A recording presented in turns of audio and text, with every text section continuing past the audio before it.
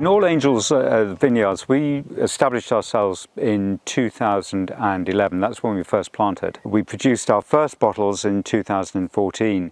So this land was actually very historical land. I won't bore you about all the details of the history, but the reason we're called All Angels is because of that church in the background, which is a 12th century church of St. Michael and All Angels. So we took part of their name.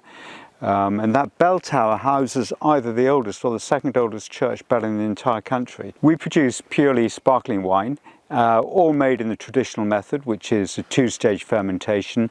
And we're pretty unique in the way that we deal with our classic cuvées, in that we age them in bottle for a significantly long period of time. So an average between 6 and 7 years, whereas most people only do it for 2 years. I lose sleep about 6 months before the frost season, worrying about losing sleep during the frost season, fighting frost.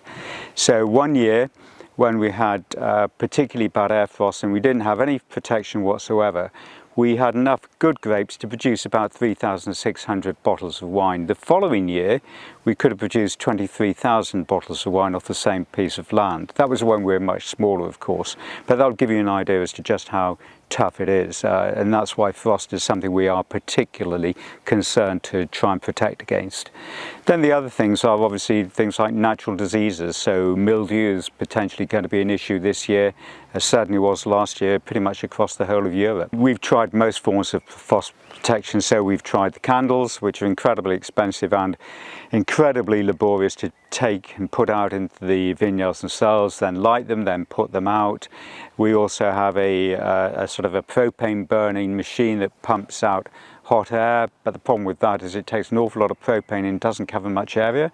Then we have a frost fan that goes up into the air, draws down the air from above and blows it around the vineyard, but you can't use it if it's an air frost.